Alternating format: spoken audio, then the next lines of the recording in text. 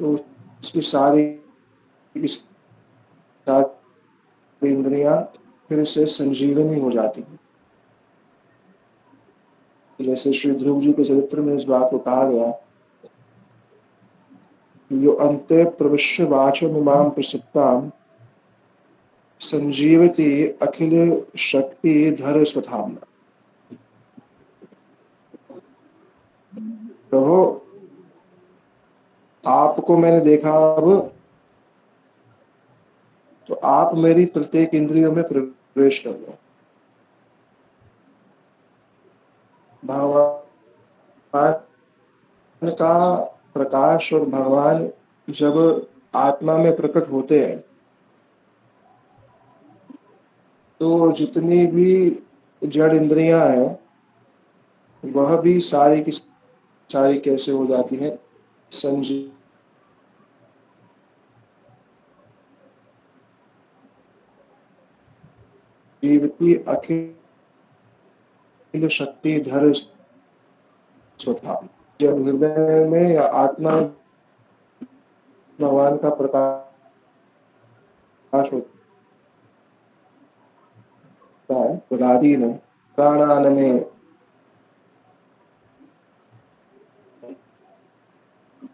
भगवती और स्पर्श, ये सब कैसा हो जाता है, अपराकृत हो जाता है। जैसे अग्नि के निकट स्पर्श होने से अग्नि का ताप शरीर पर प्रकट हो जाता है, उसी प्रकार से सच्चिदानंदमय भगवान जो स्वजातीय स्वगत भेद रहित अपराकृत शरीर है जिनका, वो भगवान जब किसी के आत्मा में प्रकट होते हैं तो उस समय हाथ पैर कर्णेंद्रियां स्पर्श ये सब चिन्मय हो जाता है। जब हाथ पैर इंद्रियां नेत्र सब चिन्मय हो जाता है, इसीलिए कहा गया उपदेशामृत में कि निंदा आदि शून्येन इप्सितम संग लप्त्या। ऐसा व्यक्ति की सेवा करने से, ऐसे व्यक्ति को देखने मात्र से, या वो व्यक्ति भी जिस किसी की ओर देखता है तो उसमें भी चिन्मयत्व का प्रकाश हो जाता है। और ये भगवान जब आत्मा में प्रकट हो जाते हैं, स्वयं आविर्भूत होते हैं जीव की आत्मा में, और जब भगवान स्वयं आविर्भूत हो जाते हैं जीव की आत्मा में, तब उसकी प्रत्येक इंद्रिया जो है चेतनता को प्राप्त कर जाती, चिन्मय हो जाती है। सुभाष पंडित जी के लिए यह बात नहीं है, वो तो भगवान के नित्य परिकर है। और महाप्रभु जी के रूप को देख करके, महाप्रभु जी के स्वरूप को जब उन्होंने देखा तो उसको देख करके उनके शरीर में अत्यंत सुख की अनुभूति हुई। उनकी जो आत्मा में अत्यंत सुख की अनुभूति हुई और उस सुख फल स्वरूप वह आनंद सागर में जो है निमज्जित हो। महाप्रभु जी ने स्तुति सुनी उन श्रीवास पंडित जी की, प्रभु ने श्रीवास की स्तुति हंसते हंसते सुनी। महाप्रभु जी सुखी हो रहे उनकी स्तुति सुनकर। और फिर बड़े सदय होकर, बड़े दया युक्त चित्त होकर के श्रीवास से बोले, श्रीवास, आपके घर में जितने भी, हमारे घर में स्त्री पुरुष आदि जितने लोग हैं, तुम सबको बुलाओ, तुम सबको बुलाओ कि वो भी मेरे इस रूप का दर्शन कर सके। तो केवल श्रीवास पंडित इस रूप दर्शन इसका सौभाग्य प्राप्त करे नहीं, आपसे संबंधित जो भी है वो सब भी इस रूप सौंदर्य को देखे, जितने भी आपके परिवार वाले। कल किसी ने प्रश्न पूछा था ये कि हमारी शरणागति जो है कैसे होएगी। किसने पूछा था? मिसाल दीजिए, आपने पूछा था? जी जी प्रभु जी। तो प्रभुपाद जी ने इसका उत्तर दिया। प्रभुपाद जी से किसने प्रश्न पूछा था, क्या त्यागी होना अच्छा है? प्रभुपाद जी ने कहा, कदापि नहीं। हम लोग भोगी भी नहीं होंगे, त्यागी भी नहीं। हम लोग भगवान के भक्त या सेवक होंगे। त्यागी लोग मोक्ष कामी होते हैं, भक्त लोग कृष्ण सेवा प्रार्थी होते हैं, उसकी प्रार्थना करते हैं। बोले फल को त्याग नहीं करना चाहिए प्रभुपाद जी को, केवल दिखाने के लिए। और ये सोचा कि मैंने बाहर से त्याग कर दिया तो मैं भोग से बच गया, ये सत्य है? ऐसा नहीं। ये तो ऐसा है, प्रभुपाद जी कह रहे हैं, खाट टूट जाए तो भूमि पर सोने के समान। इसमें कुछ पाना या ना पाना दोनों ही मेरे लिए है। इसमें भगवान के संबंध में कोई बात नहीं।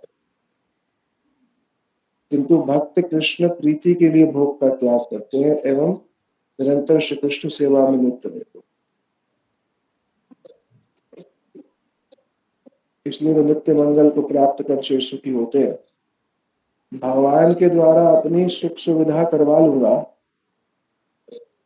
इस विचार में बहुत सी असुविधाएं हैं कि मैं त्याग करूंगा तो भगवान को तो मेरी व्यवस्था करनी ही पड़ेगी।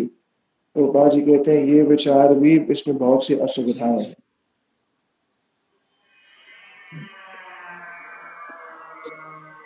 तो प्रत्येक वस्तु को कृष्ण के संबंध में निबंधित न करने से यह भोग होता है।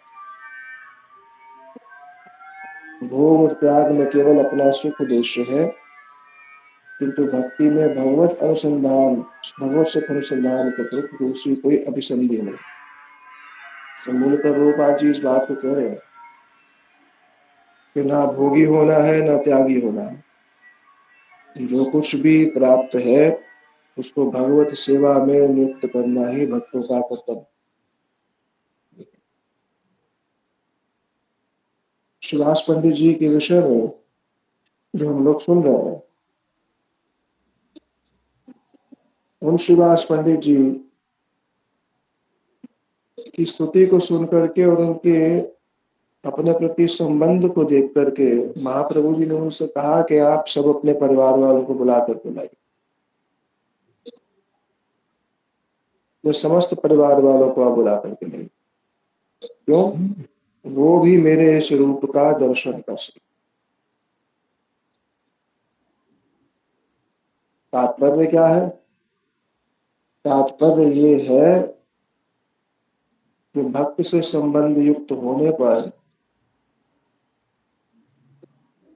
भगवान का दर्शन और भगवान का प्रेम अपने आप ही प्राप्त हो जाता है। उनके परिवार जाने वाले भी सबके सब वैष्णव। तो महाप्रभु जी ने क्या कहा, अकेले दर्शन मत, उन सबको भी लेकर के आओ जो भी घर में। और अपनी पत्नी को कहो, इस तो तुम अपनी पत्नी के साथ, अपनी स्त्री के साथ मेरे चरणों की पूजा करो, और जो तुम्हारी इच्छा हो वो भी मांग लेना। पहली बात क्या कही? सबको बुला करके लाओ। दूसरा कहा, स्त्री सहित मेरे चरणों की पूजा करो। और तीसरा, जो इच्छा हो मुझसे मांगो। ये तीन चीजें सुभाष पंडित जी से कही। महाप्रभु जी की आज्ञा पा करके सुभाष पंडित जी सभी परिवार के सदस्यों को बहुत शीघ्रता से बुला रहे, बहुत शीघ्र बोले आप सब आइए। प्रभु जो है अपने निज स्वरूप को दिखा रहे हैं। उन्होंने स्वयं हमारे घर में आगमन किया। मैं तो भगवान नरसिंह देव का आराधन कर रहा था,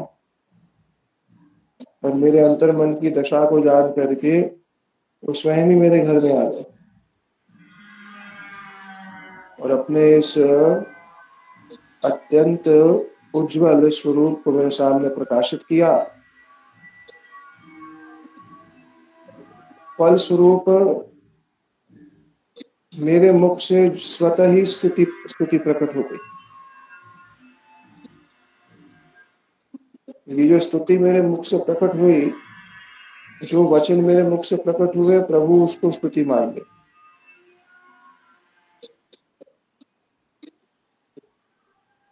भक्त के मुख से निकलने वाले वाक्य को स्तुति मान ले। तुम मुझे तुम ही कहो, यही स्तुति है। जो आपके मुख से निकलेगा वही मेरी स्तुति,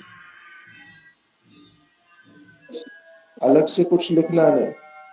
देख करके जो अनुभव हो रहा है, बस उसको देखा और मैंने स्तुति करी। प्रभु इतने प्रसन्न हो गए कि आप सबको ही बुला रहे। परिवारजनों का भी सौभाग्य वर्धित होता है। परिवारजनों का जो सौभाग्य है वह जो है वर्धित जो होता है। महाप्रभु जी की आज्ञा पाकर के सुभाष पंडित जी सबको बुला के ले आए और विष्णु पूजा के लिए जितने भी फूल रखे थे वे सब के सब प्रभु के चरणों में चढ़ा दिए। अर्थ क्या है? तत्व बोध है उनको कि महाप्रभु जी स्वयं भगवान नहीं। ये पुष्प तो विष्णु के लिए है, महाप्रभु जी के लिए कुछ और ले आओ, ऐसा नहीं। स्वयं भगवान है तो ये पुष्प मैं इनके चरणों में अर्पित कर दूंगा। गंध पुष्प धूप दीप के द्वारा श्री चरणों की पूजा और अपनी पत्नी के साथ, स्त्री के साथ खड़े होकर के वहां पर वह स्त्री सहित रोदन करने लगे, क्रंदन करने लगे।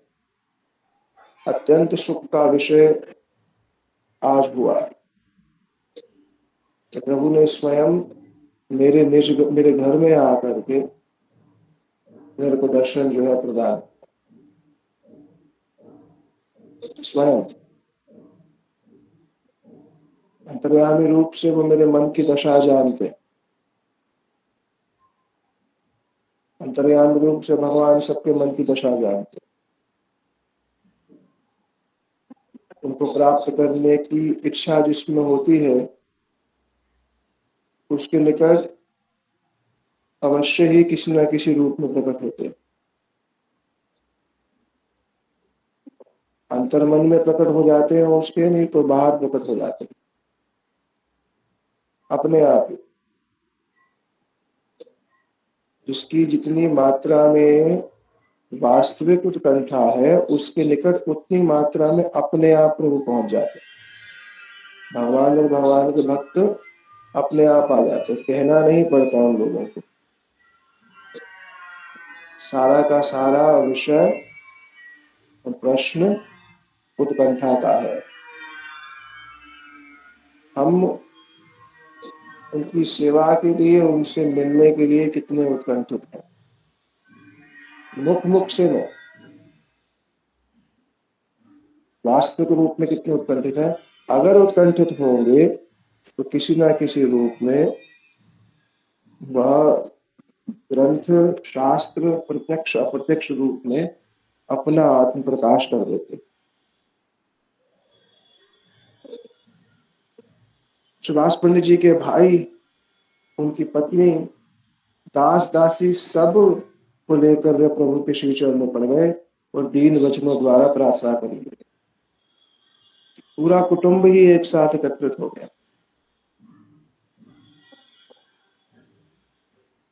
पूरा कुटुंब एक साथ इकट्ठा होकर के महाप्रभु जी के चरणों में प्रार्थना जो है करने लगा।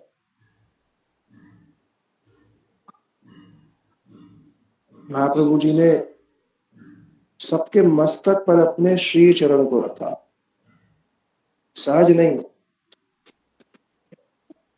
प्रभु के श्री चरण कोई अपने बल से नहीं प्राप्त कर सकता।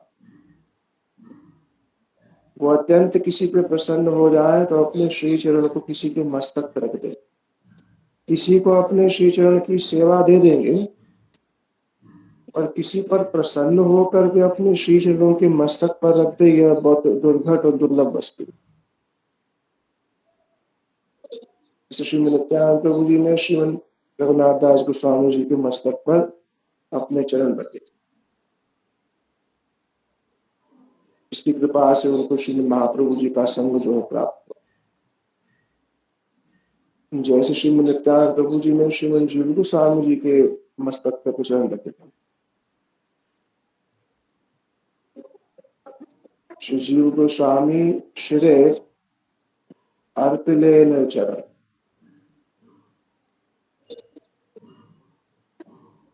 श्री जीव गोस्वामी जी के सिर पर अपने चरणों को अर्पित किया और उनमें शक्ति संचारित कर दी।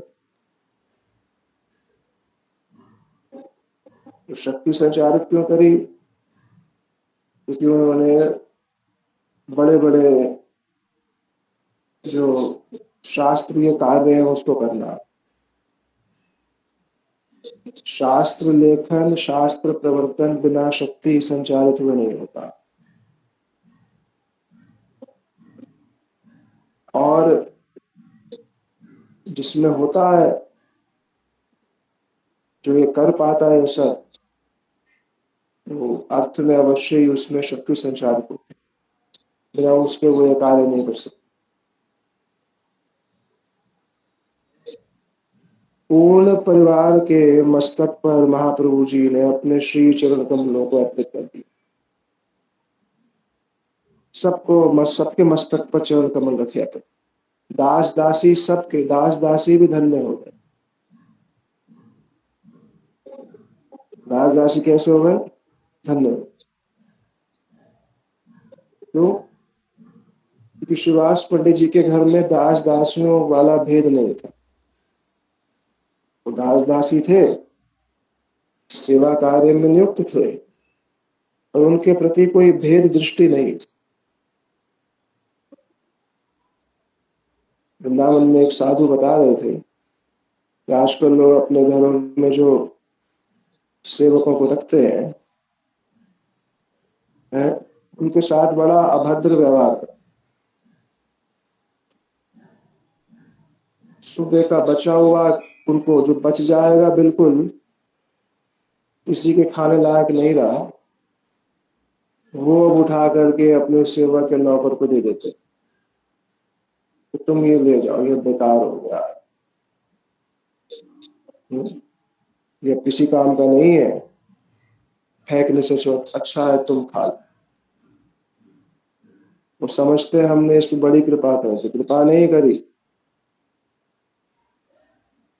कृपा नहीं कहते।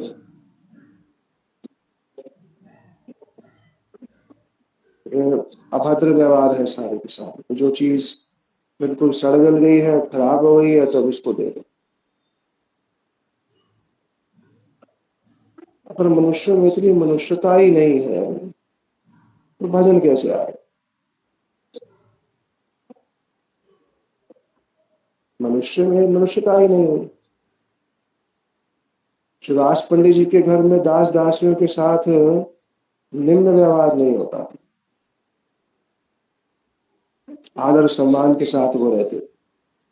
इसलिए महाप्रभु जी ने कहा कि सबको लेकर के आओ, केवल पति पत्नी संबंधी भाई नहीं, हर किसी को लेकर के आओ। तो दास दासियों के मस्तक पर भी महाप्रभु जी ने चरण रखे, क्योंकि वो श्रीवास पंडित जी के घर के दास दासी थे, वो भी धन्य है।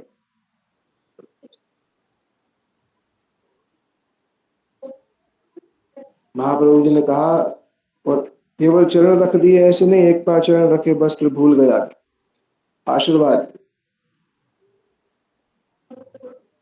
महाप्रभु जी ने कहा, अलक्षित बुले प्रभु माथा ये सवार, श्रीवास श्रीनिवास प्रियकारी प्रभु विशंबर, चरण दिलेन सर्व शिर ऊपर, अलक्षित बुले प्रभु माया माथा ये सवार, हासी बोले मोह मूर्त चित्त हऊ सभाकार, श्रीवास पंडित जी ने वो कहा, अलक्षित रूप से सबके मस्तक पर आशीर्वाद देते हुए हंसते हुए महाप्रभु जी बोले, मोते चित्त हऊ सवाकार, तुम सबका चित्त मुझ में लगा रहे।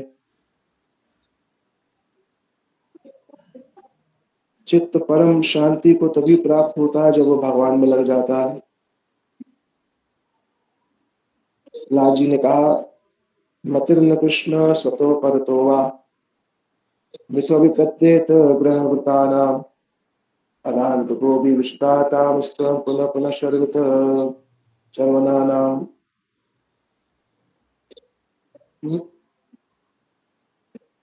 मति भगवान में अपने बल से लगती है। जिनकी इंद्रियां वशीभूत नहीं है उनकी मति भगवान में अपने बल से लगती है। वही शाम पादरजो अभिषेकम निष्किंचनानाम नीतयावत्। भगवान के भक्त के संग रह करके, उससे वार्तालाप करके, उसकी सेवा करके भगवान में मति लगती। महाप्रभु जी ने कहा, आपको आशीर्वाद देता हूं, आप सबकी मति मुझ में हमेशा के लिए लग जाए। एक क्षण के लिए भी आपको मेरी विस्मृति ना हो। जगत में सबसे दारुण दुख है भगवान को भूल जाना। भगवान को भूलना जगत का सबसे बड़ा दुख है। सबसे बड़ी संपत्ति भी यही भगवत स्मृति, और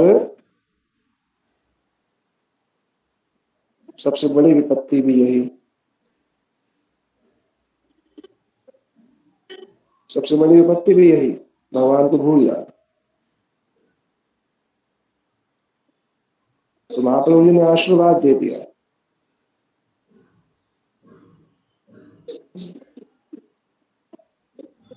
कि आपका मन हमेशा मुझ में जो है लगा रहे, कभी भी आपको मेरी विस्मृति ना। महाप्रभु जी हुंकार गर्जन करने लगे तो बोले, श्रीवास तुम मन में कुछ डर रहे हो? मैंने सुना है तुमको पकड़ने के लिए एक राजा की नौका आ रही। अरे इतने ब्रह्मांड है ना जिसमें जितने जीव रहते हैं,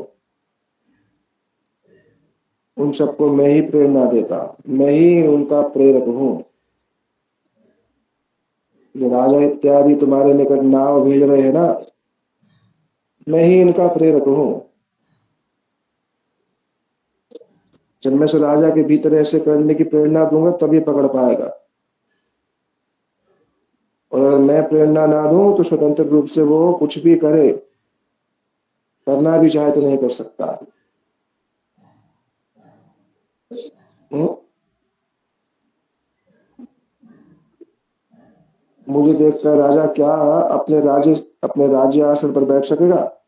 मैं वहां पहुंच जाऊंगा उसके पास, चिंता मत करो। वहीं पर ही विहल बन के उसको गिरा दूंगा। यदि ऐसा ना हुआ तो राजा ने मुझसे कुछ पूछा जो मैं भी चाहता हूं तो मैं उसको जो कुछ कहूंगा वो तुम्हें बतलाता हूँ। अगर मैं वहां गया तो बोले, सुनो अरे राजन सुनो, सत्य और झूठ को पहचानो। तेरे जितने ये काजी और मुल्ला है उन सबको बुला लो, और जितने तेरे हाथी घोड़े पक्षी हैं सब ले आओ, सब मंगवा लो। अब आज्ञा दो उनको कि अपना शास्त्र पढ़कर उन सबको रुलाए।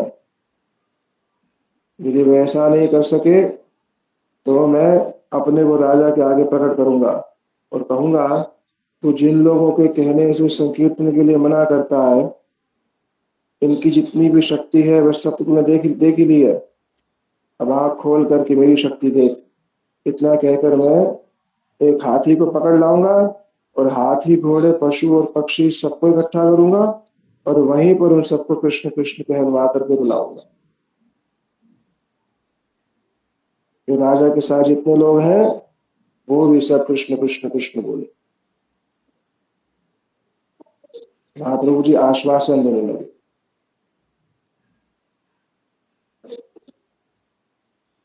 यदि तुम्हारा मेरी बात पे विश्वास नहीं होता तो मैं अभी तुम्हें ये सब करके दिखा देता। मैं भयभीत होने की आवश्यकता नहीं। तुम किसी बात पर तुम आंख खोल करके इस चीज को देख लो।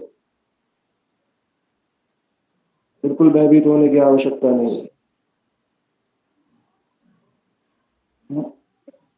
उसी समय एक नारायणी नाम की बालिका, जो उनकी भतीजी थी, जो श्री वृंदावन दास ठाकुर जी जिन्होंने यह ग्रंथ लिखा है श्री चैतन्य भागवत, उनकी माता, उस समय छोटी सी बालिका थी। वो सिर्फ छोटी सी बालिका। महाप्रभु जी ने उसको देखा, अपने सामने देखा छोटी सी बालिका है। तो जिनके विषय में कहा जाता है कि श्री नारायणी ने श्री चैतन्य देव के प्रसाद को प्राप्त किया। 4 वर्ष की बालिका है। महाप्रभु जी ने बुलाया, हा कृष्ण कहकर रोने लगी। बाह्य ज्ञान नहीं रहा, सारा शरीर आंसुओं की धारा से भीग गया, जल से परिपूर्ण हो गया। तब महाप्रभु जी ने कहा उनको, हंसते हंसते बोले महाप्रभु शिवास पंडित से, अब तुम्हारा भय दूर हो गया, अब आपका भय चला गया। शिवास पंडित तो महावक्ता थे, सब तत्व जानते, दोनों दोनों बुझाएं उठाई। बोला प्रभु, काल रूपी तोमार विग्रह भगवाने, यखन सकल दृष्टि संघिरा आने, संहारी आने, तखन न करी भय तोर नाम बले, एखन किसेर भय तुम मोरे धरे। प्रभु, आपकी काल रूपी भगवत मूर्ति जब समस्त सृष्टि का संहार कर डालती है, तब भी मैं आपके नाम के बल के भय के कारण भयभीत नहीं होता हूं।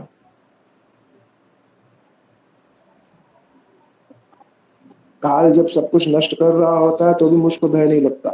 किस बल पे? आपके नाम पे। आप अन्न संस्कृति घोरा अन्न नाम विशते गृणन, ततसद्य मुच्चेत यद्विभेति भय स्वयं भयम, काल चक्र डराइया देखिया गौर राय। शिवास पंडित जी ने कहा, आपके नाम के बल पर मुझे काल चक्र से भी भय नहीं लगता। ये काल रूपी भगवत मूर्ति है, उससे भय लगता नहीं। ना पश्चित मत परा शांत रूपे नक्ष्यन्ति नो मे अनुषो लेति, ये शाम हम प्रियात्मसुतस्य सखा गुरु स्मृतो देव इष्टम। और जिनकी आत्मा, जिनके प्रिय सखा गुरु सूर्य सब भगवान हो, उन्हें किस बात का भय? इसलिए भक्त के जीवन में जो सबसे पहला लक्षण आता है वो आती है निर्भयता। निर्भय हो जाता है। किसी भी स्थिति में उसके चित्त में कोई विचलितता नहीं होती है, और आती है तो उसको सहता है। मात्र स्पर्शा सुखौतय शीतोषण सुख दुखदा, आगम पायनो नित्यता तितिक्षव भारता, यन्निनावथन्ति एते पुरुष पुरुष वृषभ, सम दुख सुखम धीरम स्वमृतत्वाय कल्पते। भगवान कह रहे गीता में, ये आएंगे और जाएंगे। शरीर और मन पर तो कष्ट आएगा और जाएगा, क्योंकि तुम जिस क्षेत्र में हो यहाँ पर शरीर और मन पर कष्ट आना जाना लगा ही रहे। कुछ स्थिर रहेगा नहीं यहाँ पर। शरीर और मन पर यहाँ पर तो कष्ट आगंतुक है। वो कितना धनी हो जाए तो भी कष्ट है। किसी भी स्थिति में हो, कहीं चले जाओ, सबके सब भय आक्रांत है। आत्म तत्व ना जानने के कारण हम सबको भय लगता है। जबकि हमारा इस भय से कोई लेना देना नहीं। इस संसार की किसी भी स्थिति का मेरी आत्मा से कोई लेना देना नहीं।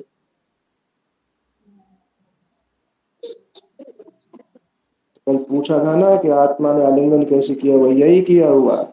मेरा इससे कोई लेना देना नहीं है, फिर भी मैं भयभीत हो रहा हूं।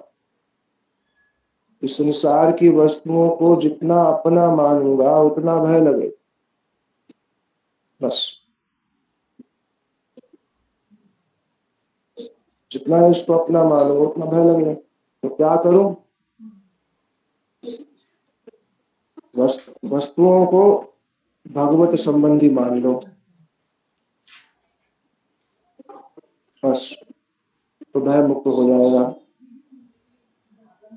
वस्तु को अगर अपना माना है तो दुख देगी देगी, चाहे व्यक्ति हो चाहे वस्तु हो। दुख दुख आएगा ही आएगा उससे, संभव पर नहीं ना आए।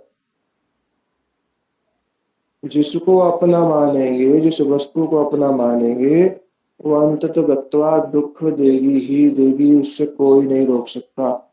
इसलिए भगवान ने क्या कहा कि अर्जुन तुम क्या करो? असक्तो ही आचरण कर्म परमापनोति पुरुष। अनासक्त होकर के रहो। अनासक्त कैसे होगे?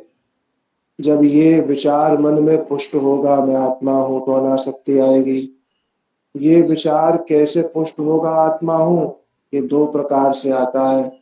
एक तो आता है भगवत भक्तों के संग से, और एक आता है निष्काम कर्म योग से।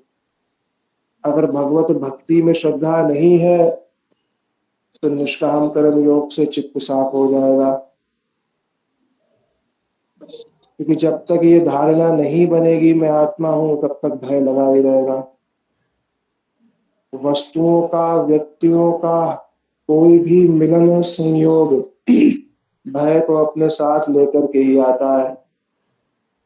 अब हम लोग सारी बड़ी बड़ी बातें तो दिन रात सुनते रहते हैं, पर ये एक मूल विषय है जिसको भूले बैठे हुए हैं कि मैं देह नहीं हूं। इसे भूल गए। कौन से ग्रंथ में कहा क्या लिखा है, किसी ने ऐसा क्यों कहा, क्या कहा नहीं कहा, ये सब चर्चाएं हो रही हैं। और जो मुख्य वस्तु है कि मैं ये देह ही नहीं हूं, ये धारणा बने। ये धारणा निरंतर बनी रहे। वो दो प्रकार से बनती है, या तो साधु संग से बनेगी या निष्काम कर्म योग से बनेगी। और ये बने बिना पग पग पर अवरोधक है। इंद्रियस्येन्द्रियस्यार्थे राग द्वेषो व्यवस्थितो तयोनावशम आगच्छेतो ही अस्य परिपंथिनो। भगवत मार्ग की प्राप्ति में राग द्वेष सबसे बड़ी बाधा, सबसे बड़ी बाधा है। अब ये तो बने हुए हैं राग द्वेष, इनके विषय में कोई विचार ही नहीं हो रहा। संसार में भी खूब आसक्ति कर रहे हैं, तो सोच रहे हैं कृष्ण में आसक्ति कैसे हो जाएगी। संसार में तो खूब आसक्ति है, तो कृष्ण में आसक्ति कैसे हो जाएगी?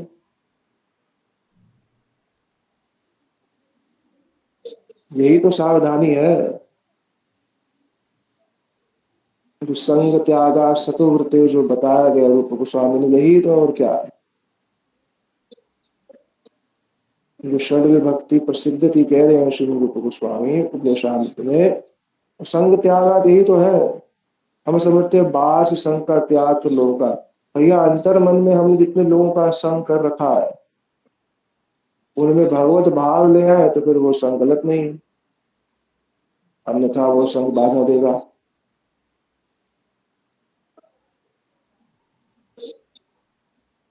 सुभाष पंडित जी ने कहा मुझे कोई भय नहीं।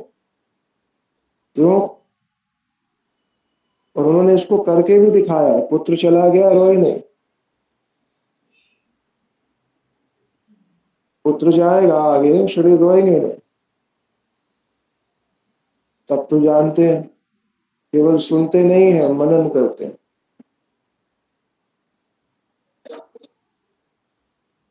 इसलिए साधक को मनन करने के साथ मनन करना चाहिए, प्रार्थना करे। एकांत में जब हरिनाम कर रहा है तो आत्मा समझ के हरिनाम करना चाहिए। इस देह में फंसी हुई एक आत्मा है, वो मैं हूं जो इस समय बोल रहा है। ये उपाधियां हटा करके हरिनाम लेना चाहिए। उपाधियों के साथ नाम तो ले रहे हैं, देह मान करके, स्त्री पुरुष मान करके, फिर होगा क्या? आसक्तियां ज्यों की त्यों बनी रहती। फिर ये कथा कीर्तन भी केवल एक औपचारिकता बनी रहती। तो दिन में 100 बार 100 लोगों से सुन लिया तो भी औपचारिकता ही बनी रहती। इसलिए ऐसे साधु की आवश्यकता है जो इस गांठ का छेदन करे। इस राग द्वेष की गांठ लगी हुई है, तो राग द्वेष गांठ को काट दे। और लिंग देह जो हमारी है, जो सूक्ष्म शरीर है, अपनी वाणी से और हम अपने अभ्यास से उसको नष्ट करें। लिंग देह सबसे बड़ी बाधा है, सूक्ष्म देह सबसे बड़ी बाधा। सुभाष पंडित जी का मुझको भय लगता नहीं, एक ही भय लगता है, आपकी स्मृति और आपका नाम न छूट जाए बस। बाकी सब तो मैं नहीं जानता, इतना जरूर समझता हूं कि आपका नाम कैसा है। अनंत संहिता में शिव जी कह रहे, इति षोडशक नामना कलि कल्मष नाशन, नान्य परतोपाय सर्वविदिषु दृश्यते। और इति षोडश कलावृतस्य जीव आवरण विनाशनम ततो प्रकाशयेत परब्रह्म मेघपाय रविरश्मि मंददति। ये जो 16 अक्षर का नाम है, ये क्या करता है? इति षोडश कलावृतस्य जीवस्य आवरण विनाशनम, जीव पे जो आवरण है स्थूल और सूक्ष्म देह का। अब ये सब बातें कर रहे हैं हम लोग दिन रात, साधु के पास भी जाकर के देह संबंधी बात कर रहे हैं। बधिर हो, अवस्था ही वही। और वहां वो कह रहे हैं कि जीवस्य, जीव का जो आवरण है, स्थूल सूक्ष्म दोनों, मूलतः तो सूक्ष्म, स्थूल नहीं, स्थूल तो सूक्ष्म का फल है। आत्मरति, आत्मरति की प्राप्ति मेरे मन में आए, भगवत रति की भावना मेरे मन में आए, विष्णु से मिलन की उत्कंठा मेरे हृदय में उदित हो। केवल मैं यहाँ बस 10 20 50 बातें लिखने सुनने के लिए थोड़ा आया। विद्या अर्जित कर ली मैंने, बहुत सारे ग्रंथ पाठ कर लिए, तो क्या हुआ? एकांत में कृष्ण को बुलाया, फिर मन को श्री धाम में लेकर के वहीं व्यवस्थित किया कुछ समय। मन से सच्चे हुए कि हाँ, इतना राग द्वेष मेरे मन में है प्रभु, कैसे हटेगा ये नहीं हुआ तो फिर तो चल रहा है बस। विष्णु प्रेम प्राप्त करना है तो अपने मन से वार्ता करनी पड़ती है, अपने मन में ही श्री कृष्ण से वार्ता करनी पड़ती है, मन में ही गुरु परंपरा से वार्ता करनी पड़ती है।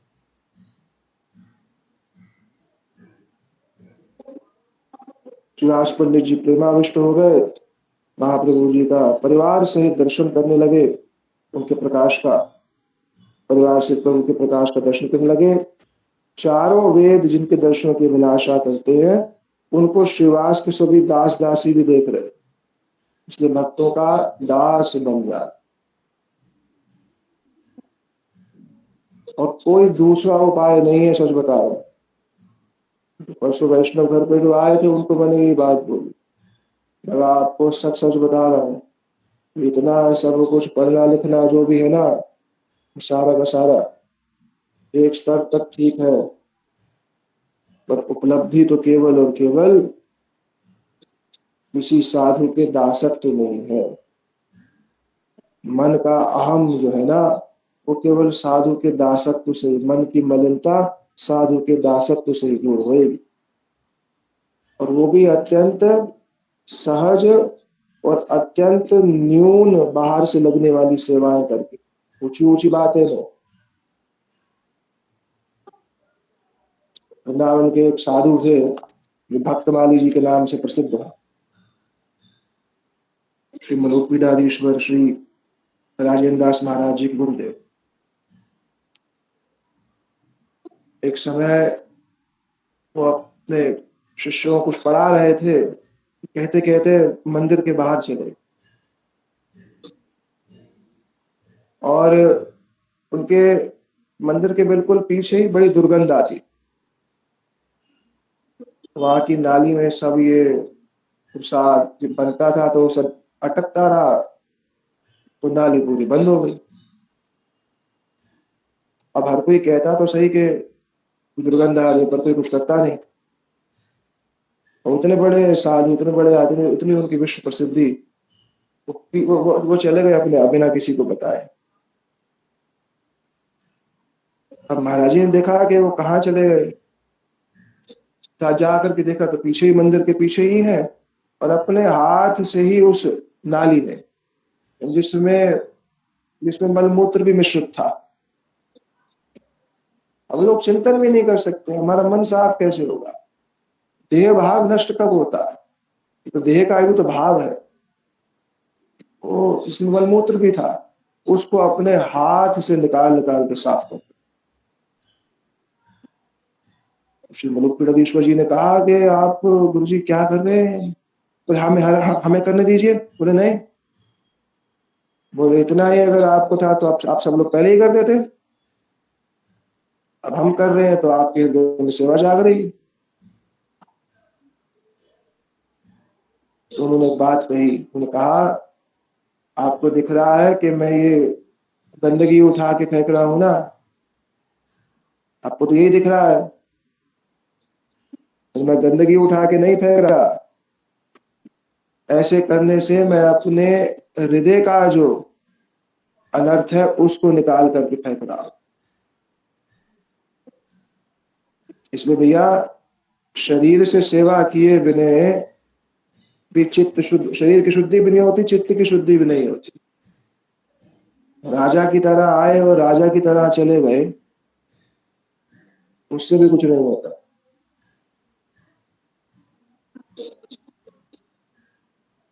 इसलिए प्रत्येक भक्त को अपने शरीर से मठ मंदिर की सेवा अवश्य करनी चाहिए, नहीं तो कम से कम अपने घर में शरीर से ठाकुर जी के लिए सेवा करनी चाहिए, उससे शरीर की शुद्धि होती है। केवल भाषणबाजी सुनने से ये भक्ति नहीं मिलती है। सारी परिभाषाएं जान लो, राग क्या होता है, अनुराग क्या होता है, स्नेह क्या होता है, मान क्या होता है, ये सब बातें बनाने से कुछ नहीं होता। सब बस कहने की बात होती। शरीर की शुद्धि होगी, कैसे होगी? साधु गुरु वैष्णवों की इन सब सेवाओं को करके। हम लोग चाहते हैं हमें सबसे बड़ी सेवा मिले।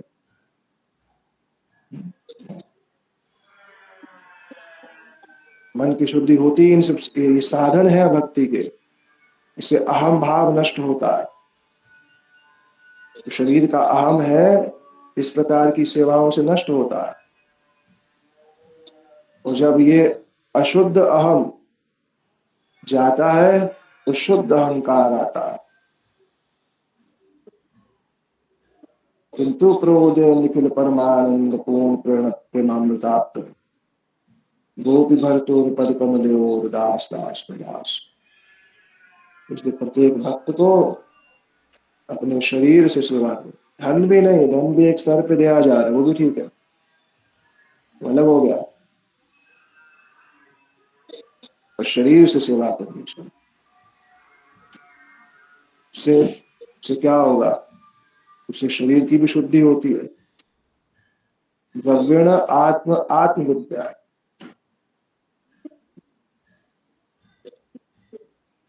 तो जिनके चरणों की रट समस्त संसार को पवित्र करने में समर्थ है, उन श्रीवास के उदार चरित्र को मैं कैसे वर्णन कर सकता हूँ। श्री वृंदावन दास ठाकुर जी ने यहाँ जो बात कही है कि बोली वे श्रीवासेर उदार चरित्र, यार चरण धूले संसार पवित्र। अरे जिनकी चरण धूलि से संसार पवित्र होता है, ऐसे श्रीवास पंडित जी के ऐसे श्रीवास पंडित जी के उदार चरित्र का वर्णन मैं कैसे कर सकता हूँ, जिनकी चरण धूलि पूरे के पूरे संसार को वह पवित्र करती है। वृंदावन दास ठाकुर जी ने जब इस लीला का वर्णन किया, अब ये लीला श्री वृंदावन दास ठाकुर जी ने अपने नेत्रों से नहीं देखी है। इस लीला को श्री वृंदावन दास ठाकुर जी अपने नेत्रों से देख रहे हैं ऐसा नहीं है, पर ये सब लीला श्रीमद नित्यानंद प्रभु जी की कृपा से उनके हृदय में जो है प्रकटित हो रही है। और इसलिए ये जो वाक्य है, ये ग्रंथकार का स्वयं का वाक्य है कि की बड़ी वे शिवास उदार चरित्र। कैसे शिवास जी का चरित्र उदार है, कैसा इनका चरित्र है कि केवल अपने कुटुंब का नहीं, अपने जो इनका दास दासी भी है उनको भी इन्होंने श्री भगवान के प्रत्यक्ष दर्शन कराए। मैं उन श्री शिवास जी के उनकी महिमा में कैसे पूर्ण रूप से कह सकता हूँ। जैसे कृष्ण का अवतार तो वसुदेव जी के घर में हुआ, पर लीलाएं सब श्री नंद महाराज जी के यहाँ हुई। ऐसे ही गौर अवतार हुआ तो श्री जगन्नाथ मिश्र जी घर पर, और सभी लीलाएं श्रीवास पंडित जी घर पे हुई। इसलिए भक्त को प्रतिदिन श्रीवास पंडित जी के घर का, उनके आंगन का चिंतन करना चाहिए। श्रीवास आंगन का जो जो लोग गए हैं, उस श्रीवास आंगन का भक्त को रोज चिंतन करना चाहिए। महाप्रभु वहां की चरण धूलि को अपने ही मन में संपूर्ण अपनी आत्मा पर उसका लेपन करना चाहिए, क्योंकि उस घर में श्रीवास पंडित जी के अनंत अनंत वैष्णवों का आगमन हुआ। अनंत अनंत वैष्णव वहां नित्य निवास करते हैं। महाप्रभु जी की संकीर्तन रास स्थली है, नित्यानंद प्रभु जी वहां पर निवास करते हैं। श्री अद्वैत प्रभु भी निकट ही है। तो उन सबकी चरण धूलि से सिक्त है वह स्थान। तो साधक को प्रत्येक दिवस श्रीवास पंडित जी के घर का, उनके आंगन का और महाप्रभु जी की जो लीलाएं वहां घटित होती हैं उसका चिंतन करना चाहिए। वहां की धूलि को अपने मन में ही लेकर के अपनी आत्मा पर उसका लेपन करना चाहिए। उस प्रत्येक धूलि कण से प्रार्थना करनी चाहिए कि हे धूलि कण, आप तो श्रीवास पंडित जी के घर में जो लीला घटित हुई है उसके साक्षी हैं।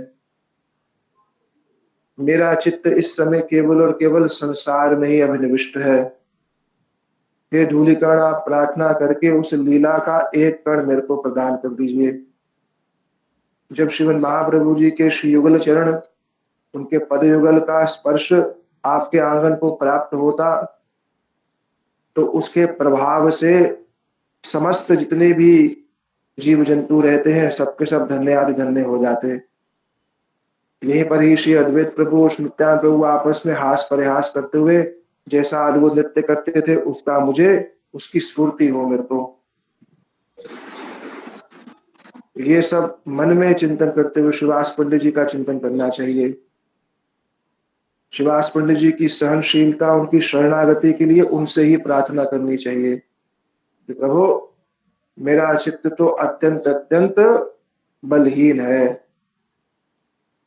आपके चित्त के विषय में सुनता हूं तो मुझे अत्यंत हर्ष भी होता है, साथ ही साथ हताशा भी होती है। कहाँ आपका उदार चित्त, पुत्र जाने पर भी शोक नहीं किया, कहाँ मेरे मन की वृत्ति, कहाँ मैं। अपनी ओर देखने पर मुझे लगता नहीं कि ऐसा बल मुझको कभी प्राप्त होगा।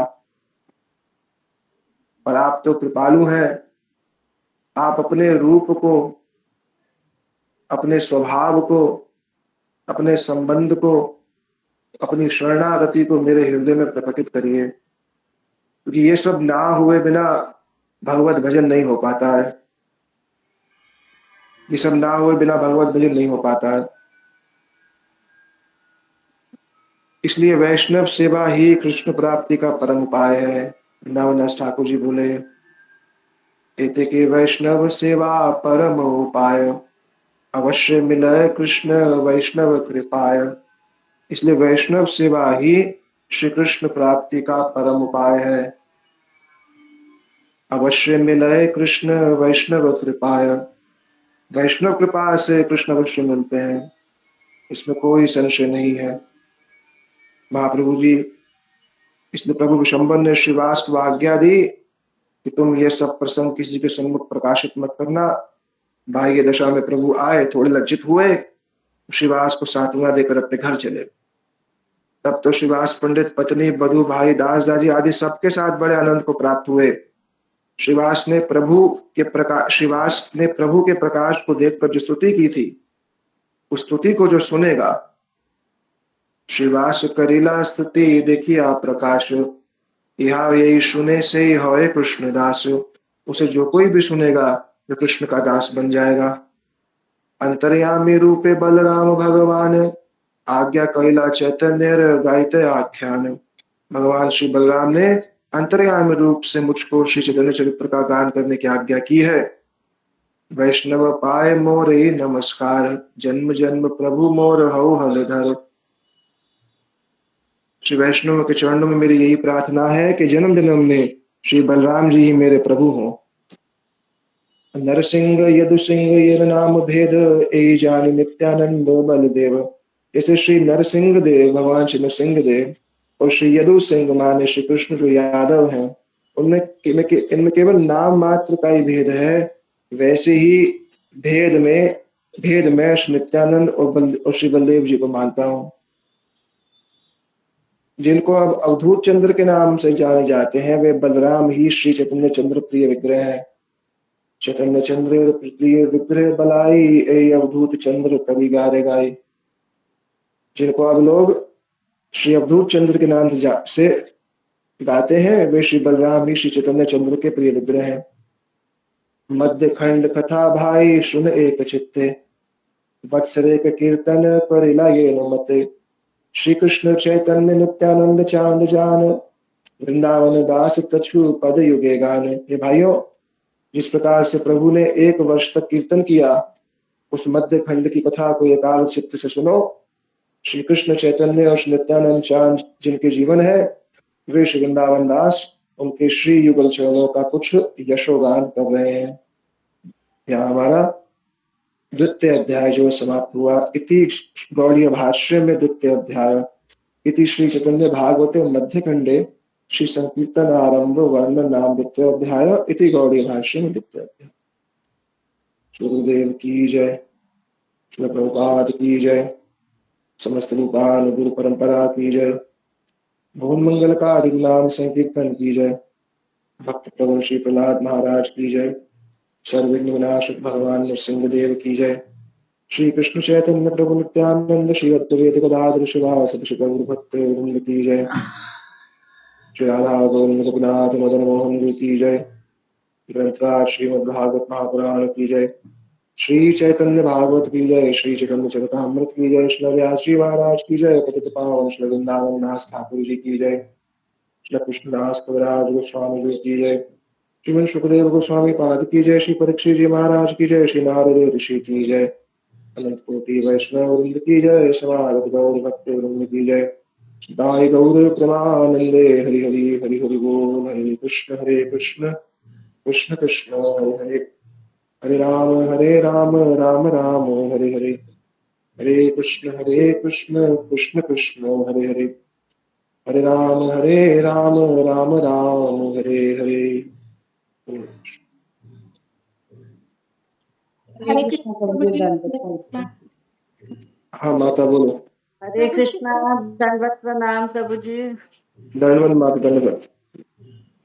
प्रभु जी, एक प्रश्न है। आप ये जो इसमें आपने बताया कि जिनको अब हम अवधूत चंद्र के नाम से गाते हैं, वे श्री बलराम ही श्री चैतन्य चंद्र के प्रिय विग्रह हैं।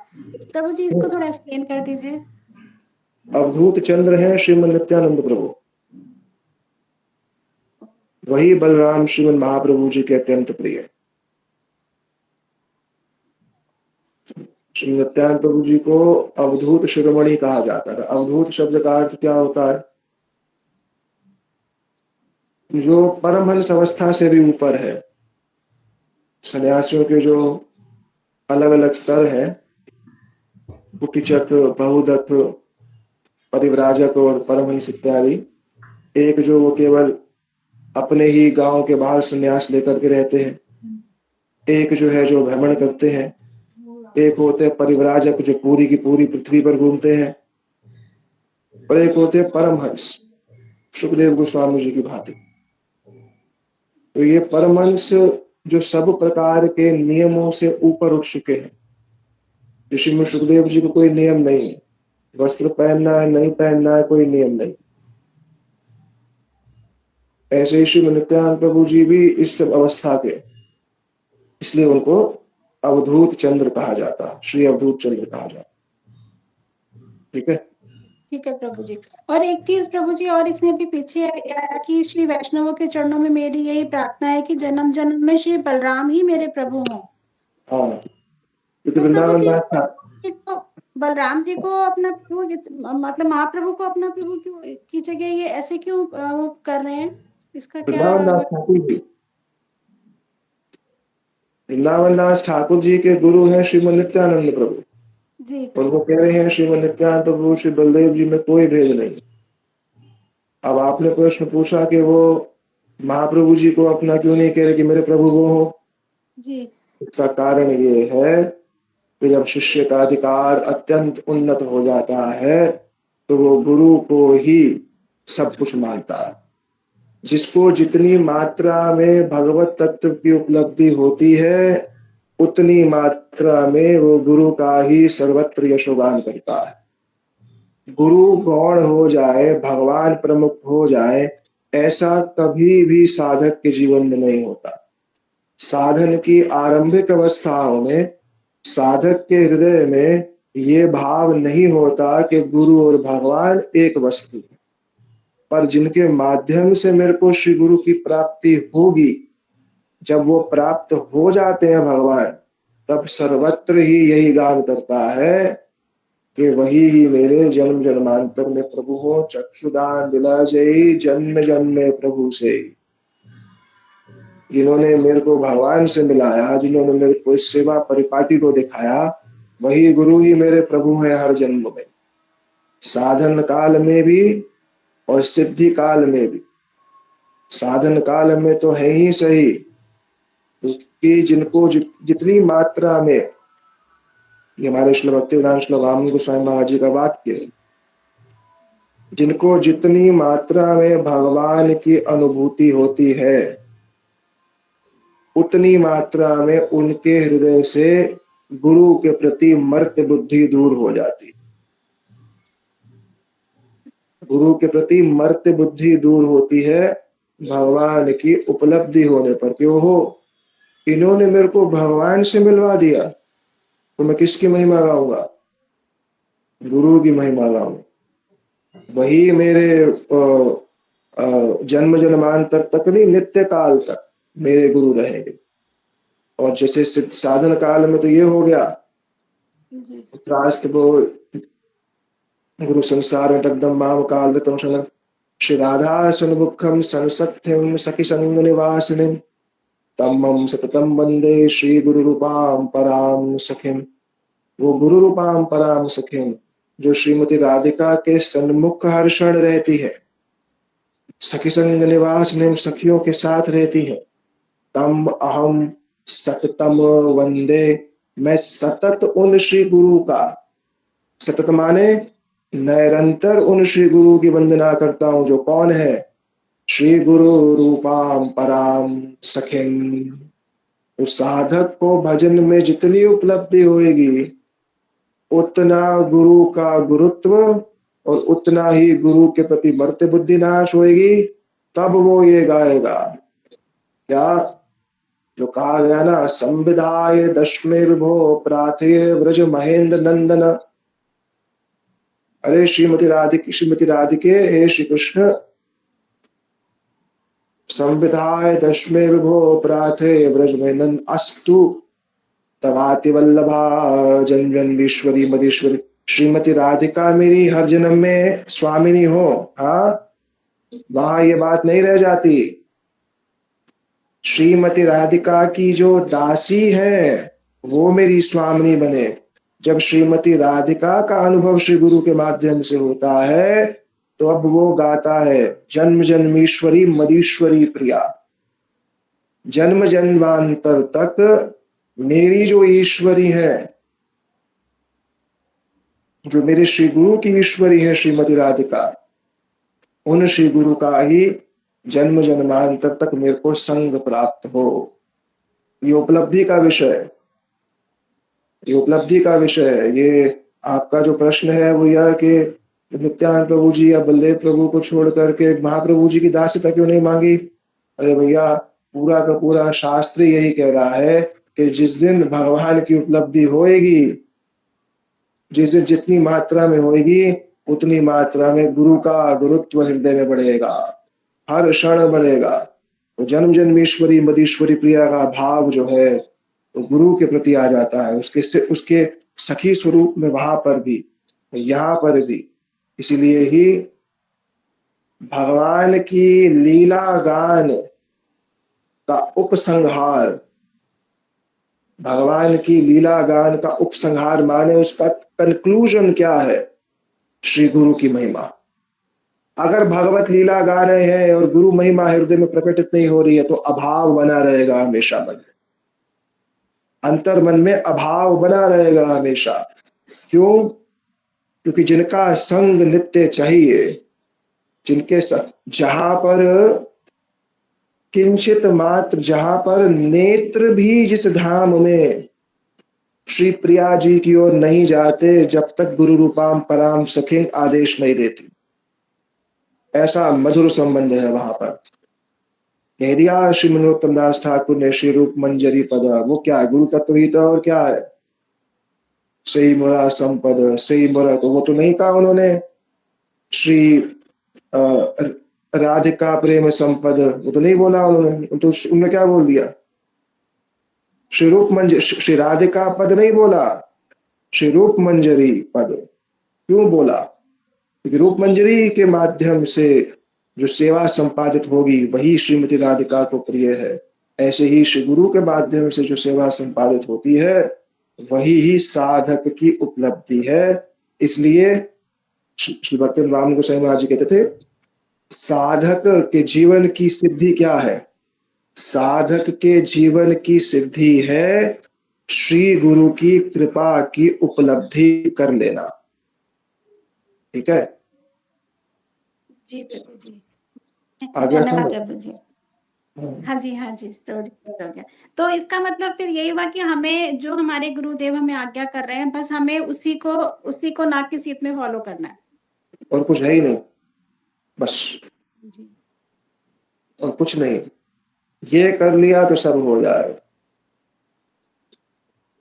ठीक है प्रभु जी, थैंक यू सो मच। हरे कृष्ण। ठीक है, सभी को धन्यवाद। ठीक है, हरे कृष्णा हरे दंडवत कृष्णा प्रणाम। प्रभु जी, दंडवत प्रणाम। हरे कृष्णा। हरे कृष्णा प्रभु जी। हरे कृष्णा, दंडवत प्रणाम प्रभु जी। माता। प्रभु जी, ये जो हमारे जो एक गुरु श्लोक वर्ग हम सॉरी, आप बोलो।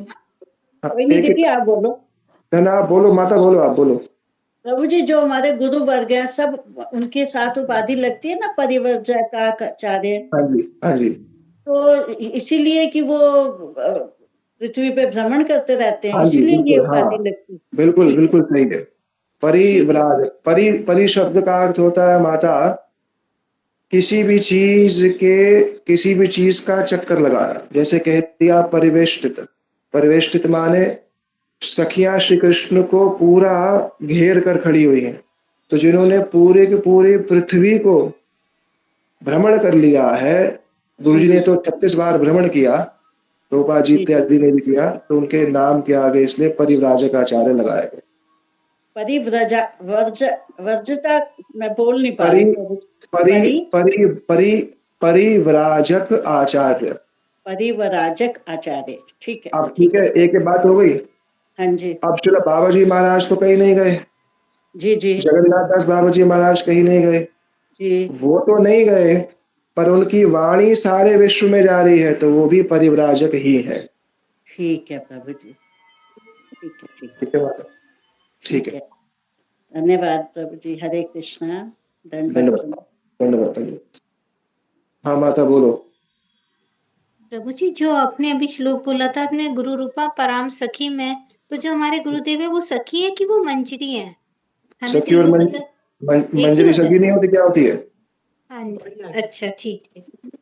सखी और हो, हमें लगा वो अष्टसखी सखी होता है और मंजरी अलग होता है, नहीं तो नहीं, ये कहा। सखी कह, देखो सखी कहने से मंजरी भी तो, मंजरी श्री राधिका की कौन है? अत्यंत निकट की ही तो है। हाँ जी तो वहां जो गुरु रूपाम पराम सखीम कहा गया उसका ये तात्पर्य। जी, ठीक है जी। ठीक है, जी जी प्रभु जी। चलो कल करेंगे इसको फिर आगे। हरे कृष्णा, सभी को धन्यवाद। हरे कृष्ण देव। हरे कृष्ण प्रभु जी। ये हरे कृष्ण, ये दूसरा अध्याय हुआ है ये मध्य लीला के। हाँ जी दीदी, हरे कृष्णा दीदी दूसरा हो। मध्य लीला, मध्य लीला का दूसरा अध्याय ना? हाँ प्रभु जी ने लास्ट में तो यही बोला था। ठीक है ठीक है। तीसरा मतलब मध्य लीला का तीसरा अध्याय चलेगा यही ना? हाँ जी हाँ जी, ठीक है, हरे कृष्ण। ठीक है, हरे कृष्ण।